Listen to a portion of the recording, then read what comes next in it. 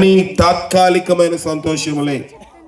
ఇక్కడ మరియాతో దేవుడు పలుకుతున్న మాట ఏంటంటే, ఆమె గురించి చెప్పబడుతున్న మొదటి మాట ఏంటంటే కన్యక అంటే పరిశుద్ధత. పరిశుద్ధత లేకపోతే మనము దేవుని యొక్క శుభవచనం వింటాము కానీ మన ఇంటిలో శుభవచనముగా ఉండదు. మొదటిది. రెండవది, ఇక్కడ చెప్పబడుతున్న రెండవ మాట ఏంటంటే దయాప్రాప్తురాల. మరియా అని ప్రభు దూత పిలవలేదు, దయాప్రాప్తురాల. ఎంతమంది క్రైస్తవులు అని చెప్పుకున్నాం, మనకి దయ ఉంది. కన్యత్వం అనగా పరిశుద్ధత.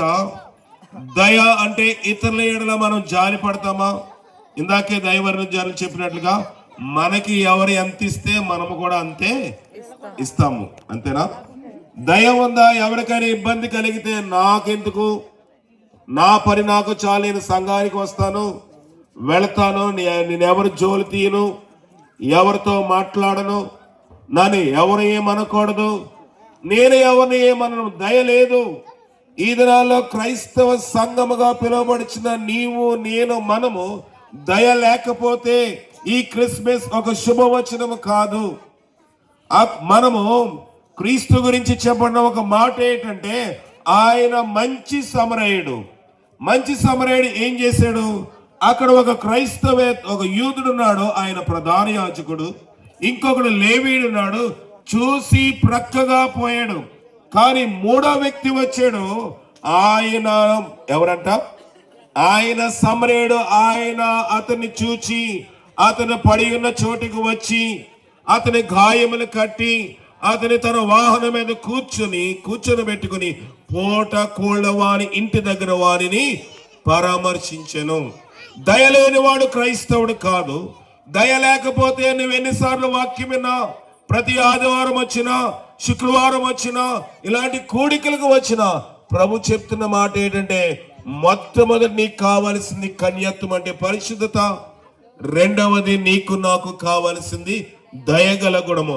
అప్పుడే క్రీస్తు జన్మము నీ జీవితంలో, నా జీవితంలో, మన అందరి జీవితంలో శుభవచనముగా ఉండగలదు. ఏంటి శుభవచనం అంటే మూడవది, ఈ శుభవచనం ఏంటంటే మూడవది, నీ గర్భమున ఒక బిడ్డ పుడతాడు.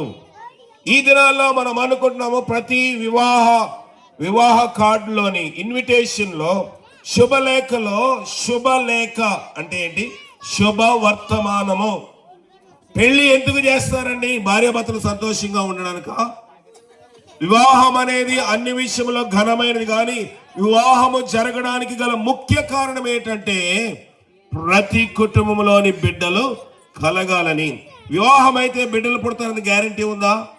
చెప్పండి. వివాహం అయితే బిడ్డలు పుడతారని గ్యారంటీ ఉందా? లేదు.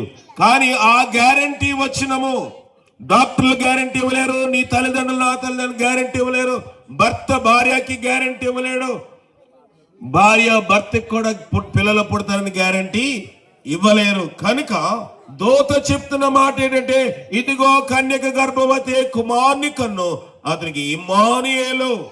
స్కానింగ్ రిపోర్ట్ లేని దినాల్లో, దేవుని వాక్యం లేని దినాల్లో, ఇలాంటి మెరుగైన సదుపాయాలైన వైద్యం లేని దినాల్లోని దేవుని వాక్యము ఆ దూత మరియ దగ్గరికి చెప్పిన మాట ఏంటంటే నీవు గర్భము ధరిస్తావు. ఎవరు చెప్పగలరా మాట? వివాహము చేసిన పాస్టర్ గారు చెప్పగలరా? లేకపోతే అన్య సంబంధంగా వివాహం చేసుకుంటే ఆ పురోహితుడు చెప్పగలడా? లేకపోతే ఒక శుభదినము చూచి, ఒక మంచి దినము చూసి, ఒక గడియ చూసి ఆ దినమందు తాళి కడితే, ఆ సమయంలో తాళి కడితే పిల్లలు పుడతారని గ్యారంటీ ఉందా? లేదు. కానీ మరియాకి గ్యారంటీ. మరియా దేవుని యందు కన్యత్వము కలిగిన స్త్రీ గనుక, పరిశుద్ధాత్మ కలిగింది కనుక. రెండవదిగా దూత చెప్తున్న మాట ఏంటంటే దయాప్రాప్తురాలు కనుక, ఇతరులకు సహాయపడే గుణముంది కనుక, ఇతరులకి మేలు చేసే గుణముంది కనుక, ఇతరుని దేవుని తట్టు తిప్పే గుణముంది కనుక, ఇతరుల అవసరాల్లో సహాయపడే యోగ్యమైన మెట్టుంది కనుక దేవుడు అంటున్నాడు నువ్వు గర్భము ధరిస్తావు. కనుక ఈ రాత్రి కాల సమయంలో వాక్యమున నీవు నేను ఈ మూడు గుణాలు, మనం రెండు గుణాలు కలిగి, ఒకటి ఏంటంటే పరిశుద్ధత, రెండోది దయ. ఈ రెండు ఉంటే దేవుని వాక్యం సెలవు నీ ఫలము గల జీవితం నీకు ఉంటుందని ఇదే శుభవచనము. ఇదే క్రిస్మస్ గ్రీటింగ్. దేవుడు మన వినికిడిలో ఈ వాక్యం దీవించును గాక.